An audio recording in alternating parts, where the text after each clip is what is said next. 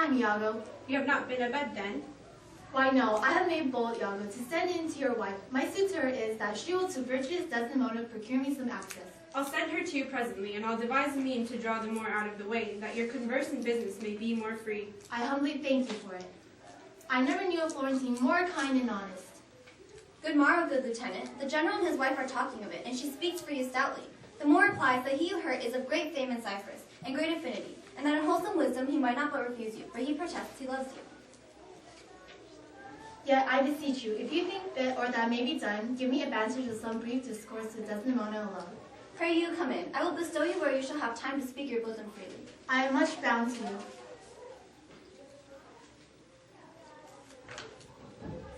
Be thou assured, good Cassio, I will do all my abilities in thy behalf.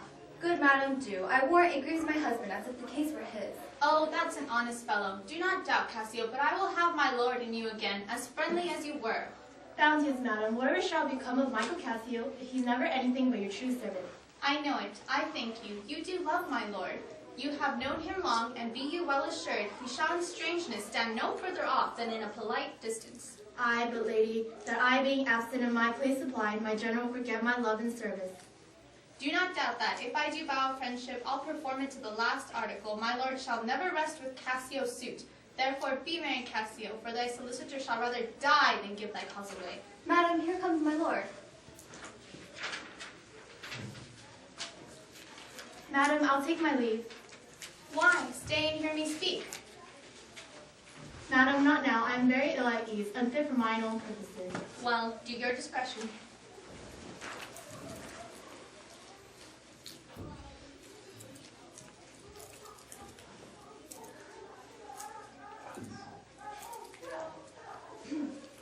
Ha! I like not that. What dost thou say? Nothing, my lord. Or if I know not what. Was that not Cassio parted from my wife? Cassio, my lord. No, sure, I cannot think it, that he would steal away so guilty like seeing you coming. I do believe 'twas he. How now, my lord? I have been talking with the suitor here, a man that languishes in your displeasure. Whose do you mean? Why, your Lieutenant Cassio. Good, my lord, if I have any grace or power to move you, his present reconciliation take. I prithee, call him back. When he hence now? I, sooth, so humbled that he hath left part of his grief with me, to suffer with him. Good love, call him back. Not now, sweet Desdemona, some other time. I prithee, name the time, but let it not exceed 3 days. In faith, he's penitent, and yet his trespass in our common reason. When shall he come? Tell me, Othello. I wonder in my soul what you would ask me that I should deny, or stand so, murmuring on. Prithee no more. Let him come when he will. I will deny thee nothing. Whereon I do beseech thee, grant me this, to leave me but a little to myself. Shall I deny you? No. Farewell, my lord. Farewell, my Desdemona, I'll come to thee straight. Amelia, come. Be as your fancies teach you. Whatever you be, I am obedient. Excellent wretch. Perdition catch my soul, but I do love thee. And when I love thee not, chaos is come again. My noble lord, What dost thou say, Iago? did Michael Cassio, when you wooed my lady, know of your love? He did, from first to last.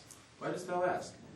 But for a satisfaction of my thought, no further harm. Why of thy thought, Iago? I did not think he had been acquainted with her. Oh yes, and went between us very oft. Indeed. Indeed, aye indeed. Discernest thou aught in that? Is he not honest? Honest, my lord? Honest, aye, honest. My lord, for aught I know. What dost thou think? Think, my lord? Think, my lord, by heaven, he echoes me, as if there was some monster in his thought, too hideous to be shown. If thou dost love me, show me thy thought. My lord, you know I love you. I think thou dost, and for aught I know, thou art full of love and honesty. For Michael Cassio, I dare be sworn I think he is honest. I think so too. Men should be what they seem. Or those that be not, would they might seem none. Certain men should be what they seem. Why then, I think Cassio's an honest man. Nay, yet there's more in this. I prithee, speak to me as thy thinkings, as thou dost ruminate, give thy worst of thoughts the worst of words. I do beseech you, though I perchance am vicious in my guess, it were not for your quiet, nor your good, nor for my manhood, honesty, or wisdom, to let you know my thoughts. By heaven, I'll know thy thought. thoughts. Oh, beware, my lord, of jealousy. It is the green-eyed monster which doth mock the meat it feeds on. That cuckold lives in bliss, who certain of his fate loves not his wronger. Oh, misery. Good heaven, the soul of all my tribe defend from jealousy. Why? Why is this? Thinkest thou I'd make a lie of jealousy, to follow still the changes of the moon with fresh suspicions? No, Iago, I'll see before I doubt. When I doubt, proof. And on the proof there is no more but this. Away at once with love or jealousy. I am glad of it. For now I shall have reason to show the love and duty that I bear you, with franker spirit. Therefore, as I am bound, receive it from me. I speak not yet of proof. Look to your wife, observe her well with Cassio, wear your eye thus, not jealous nor secure. Dost thou say so? She did deceive her father marrying you, and when she seemed to shake and fear your look, she loved them most. And so she did. Why, go then. She that so young could give out such a seeming, to seal her father's eyes up, close as oak, he thought 'twas witchcraft. But I am much to blame. I humbly do beseech you of your pardon for too much loving you. I am bound to thee forever. I see this hath a little dashed your spirits. Not a jot, not a jot. I fear it has. I hope you will consider what is spoke comes from my love. But I do see you're moved. I am to pray you not to strain my speech to grosser issue nor to larger reach than to suspicion. I will not. Should you do so, my lord, my speech should fall in such vile success as my thoughts aim not. Cassio's my worthy friend. My lord, I see you're moved. Not much moved. I do not but think Desdemona's honest. Long live she so, and long live you to think so. Farewell, farewell. If more thou dost perceive, let me know more. Set on thy wife to observe. Leave me, Iago. My lord, I take my leave. Why did I marry? This honest creature doubtless sees and knows more, much more than he unfolds. My lord, I would I might entreat your honor to scan this thing no further. Leave it to time. Though it be fit that Cassio have his place, yet if you please to hold him off a while, note if your lady strain his entertainment with any strong or vehement importunity, much will be seen in that. I once more take my leave. This fellow is of exceeding honesty, and knows all qualities with the learned spirit of human dealings. If I do prove her haggard, I'll whistle her off and blow her down the wind to pray at fortune. Haply for I am black, and I have not the soft parts of conversation that chambers have, or for I am declined into the vale of years, yet that's not much. She's gone, I am abused, and my relief must be to loathe her. Oh, Desdemona comes. If she be false, oh, then heaven mocks itself, I'll not believe. How now, my dear Othello? Your dinner and the generous islanders by you invited do attend your presence. I am to blame. Why do you speak so faintly? Are you not well? I have a pain upon my forehead here. Faith, that's good watching. Pull away again. Let me but find it hard. Within this hour it will be well. Your napkin is too little. Let it alone. Come, I'll go in. I am very sorry that you are not well. I am glad I have found this napkin. This was her first remembrance from the moor. My wayward husband hath 100 times moved me to steal it. I'll have the work taken out and give it to Iago. What he will do with it, heaven knows, not I. I nothing but to please his fantasy. How now? What do you here alone? Do not you chide. I have a thing for you. A thing for me? It is a common thing. Ha! To have a foolish wife. Oh, is that all? What will you give me now for the same handkerchief? What handkerchief? What handkerchief? Why, that the Moor first gave to Desdemona, that which so often you did bid me steal. Hast stolen it from her? No, Faith, she let it drop by negligence, and to the advantage I, being here, took it up. Look, here it is. A good wench. Give it to me. What will you do with it, that you have been so earnest to have me filch it? Why, what's that to you? If it not be for some purpose of import, give it to me again. Poor lady, she'll run mad when she shall lack of it. Be not unknown on it. I have use for it. Go, leave me. I will in Cassio's lodging lose this napkin and let him find it. This may do something. The Moor already changes with my poison. Look, where he comes. False to me? Why, how now, General? No more of that. Avaunt! Begone! Thou hast set me on the rack. I swear 'tis better to be much abused than but to know it a little. How now, my lord? What sense had I ever stolen hours of lust? I saw it not, thought it not. It harmed not me. I slept the next night well, was free and merry. I found not Cassio's kisses on her lips. He that is robbed, not wanting what is stolen, let him not know it, and he's not robbed at all. I am sorry to hear this. Villain! Be sure thou prove my love a whore. Be sure of it. Give me the ocular proof, for by worth of man's eternal soul, thou hast been better off born a dog than answer my wicked wrath. Oh, grace, oh heaven, forgive me. Are you a man? Have you a soul or sense? God be with you. Take mine office, O wretched fool that livest to make thine honesty a vice. Nay, stay. Thou shouldst be honest. I should be wise, for honesty's a fool and loses that it works for. By the world, I think my wife be honest, and I think she is not. I think thou art just, and I think thou art not.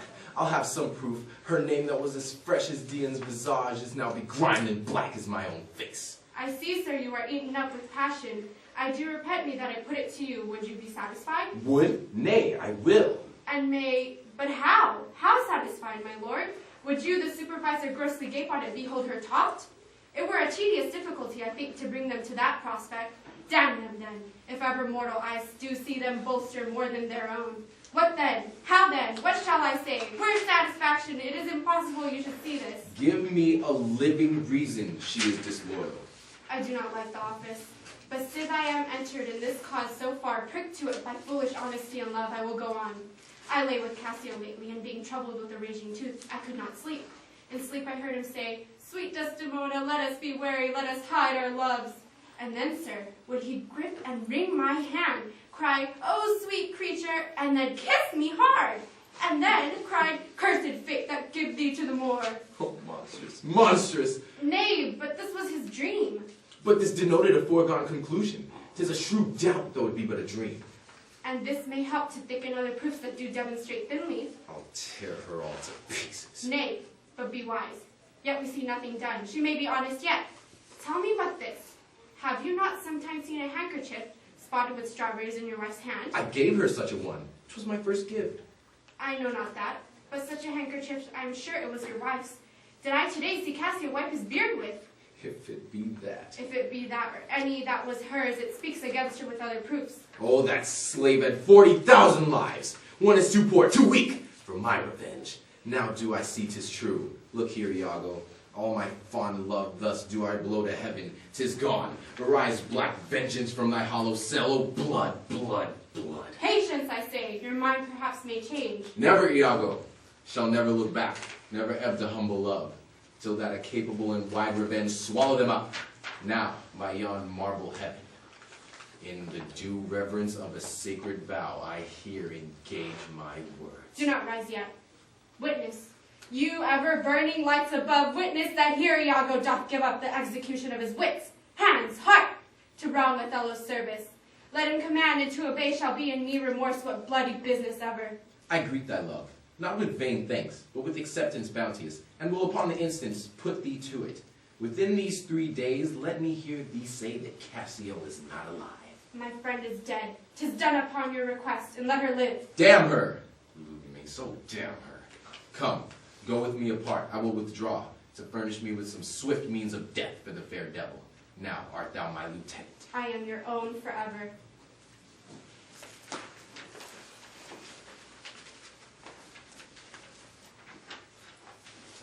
Where should I lose that handkerchief, Amelia? I know not, madam. Believe me, I had rather lost my purse full of crusados, and but my noble Moor is of true mind, and made of no such baseness as jealous creatures are, and it were enough to put him to ill thinking. Is he not jealous? Who, he? I think the son where he was born drew all such humors from him. Look, where he comes. I will not leave him now till Cassio be called to him. How is it with you, my lord?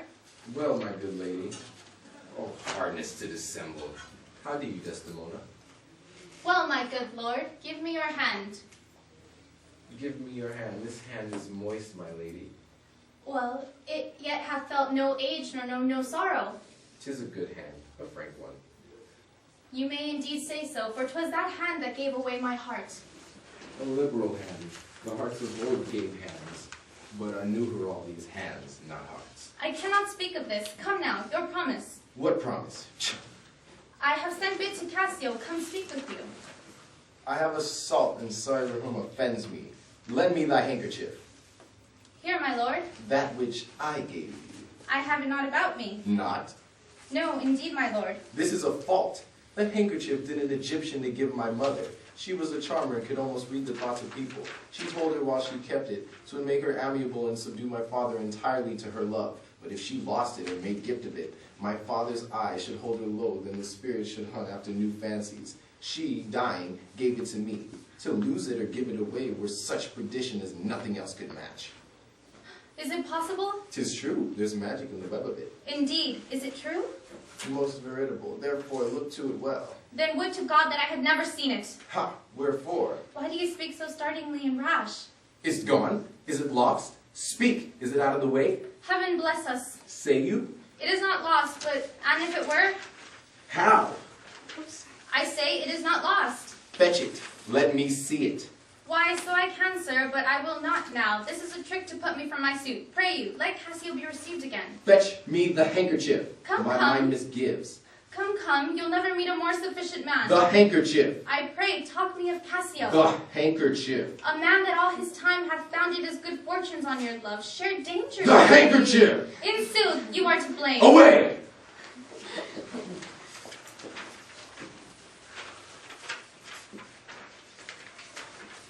Is not this man jealous?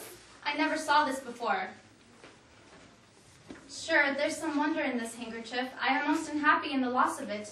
'Tis not a year or two shows us a man. Look you, Cassio and my husband. There is no other way. 'Tis she must do it, and lo, the happiness, go and importune her.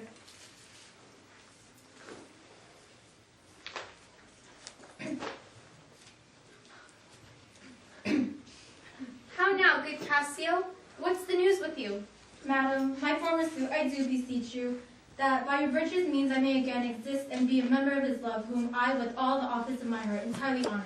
I would not be delayed if my offense be of such mortal kind, that nor my service past, or nor present sorrows, nor purpose, merit, and futurity can ransom me to his love again. Alas, thrice gentle Cassio, my education is not now in tune. My lord is not my lord, nor should I know him. You must a while be patient. What I can do I will, and more I will than for myself I dare. Let that suffice you. Is my lord angry? He went hence but now, and certainly in strange unquietness. Can he be angry? Something of moment then. I will go meet him. There's matter in it indeed, if he be angry. I prithee, do so. Something sure of state, either from Venice or some unhatched practice made demonstrable here in Cyprus to him, hath puddled his clear spirit. But now I find I had suborned the witness, and he's indicted falsely. Pray heaven it be state matters, as you think, and no conception nor no jealous toy concerning you. Alas the day, I never gave him cause. But jealous souls will not be answered so. They are not ever jealous for the cause, but jealous for they are jealous. 'Tis a monster begot upon itself, born upon itself. Heaven keep that monster from Othello's mind. Lady, amen. I will go seek him. Cassio, walk hereabout. If I do find him fit, I'll move your suit and seek to effect it to my uttermost. I humbly thank your ladyship.